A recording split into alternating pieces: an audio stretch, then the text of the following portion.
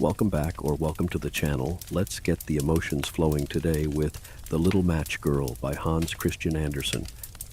Most terribly cold it was. It snowed and was nearly quite dark, and evening, the last evening of the year. In this cold and darkness there went along the street a poor little girl, bareheaded and with naked feet. When she left home she had slippers on, it is true, but what was the good of that? They were very large slippers, which her mother had hitherto worn. So large were they, and the poor little thing lost them as she scuffled away across the street because of two carriages that rolled by dreadfully fast. One slipper was nowhere to be found. The other had been laid hold of by an urchin, and off he ran with it. He thought it would do capitally for a cradle when he, some day or other, should have children himself. So the little maiden walked on with her tiny naked feet, that were quite red and blue from cold. She carried a quantity of matches in an old apron, and she held a bundle of them in her hand. Nobody had bought anything of her the whole livelong day. No one had given her a single farthing. She crept along trembling with cold and hunger, a very picture of sorrow, the poor little thing.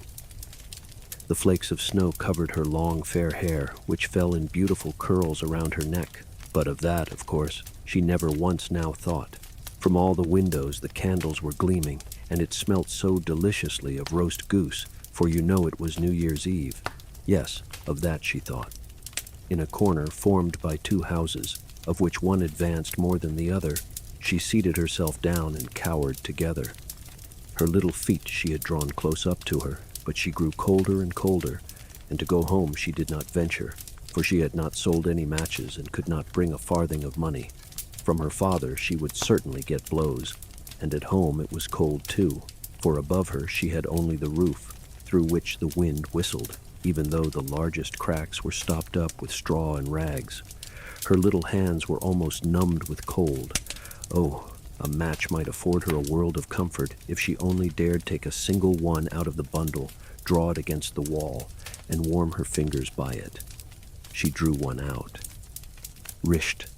How it blazed, how it burnt. It was a warm, bright flame, like a candle, as she held her hands over it. It was a wonderful light. It seemed really to the little maiden as though she were sitting before a large iron stove, with burnished brass feet and a brass ornament at top. The fire burned with such blessed influence, it warmed so delightfully. The little girl had already stretched out her feet to warm them too, but the small flame went out, the stove vanished. She had only the remains of the burnt-out match in her hand. She rubbed another against the wall. It burned brightly, and where the light fell on the wall, there the wall became transparent like a veil, so that she could see into the room. On the table was spread a snow-white tablecloth. Upon it was a splendid porcelain service, and the roast goose was steaming famously with its stuffing of apple and dried plums. And what was still more capital to behold was, the goose hopped down from the dish, reeled about on the floor with knife and fork in its breast, till it came up to the poor little girl, when the match went out and nothing but the thick, cold, damp wall was left behind. She lighted another match. Now there she was sitting under the most magnificent Christmas tree. It was still larger and more decorated than the one which she had seen through the glass door in the rich merchant's house. Thousands of lights were burning on the green branches, and gaily colored pictures, such as she had seen in the shop windows, looked down upon her. The little maiden stretched out her hands towards them when the match went out. The lights of the Christmas tree rose higher and higher. She saw them now as stars in heaven. One fell down and formed a long trail of fire. "Someone is just dead," said the little girl, for her old grandmother, the only person who had loved her and who was now no more, had told her that when a star falls, a soul ascends to God.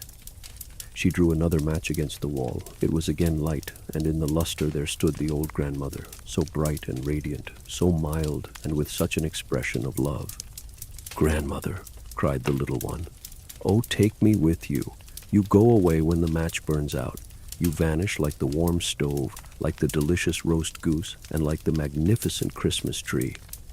And she rubbed the whole bundle of matches quickly against the wall, for she wanted to be quite sure of keeping her grandmother near her, and the matches gave such a brilliant light that it was brighter than at noonday. Never formerly had the grandmother been so beautiful and so tall. She took the little maiden on her arm, and both flew in brightness and in joy so high, so very high, and then above was neither cold nor hunger nor anxiety. They were with God. But in the corner, at the cold hour of dawn, sat the poor girl, with rosy cheeks and with a smiling mouth, leaning against the wall, frozen to death on the last evening of the old year.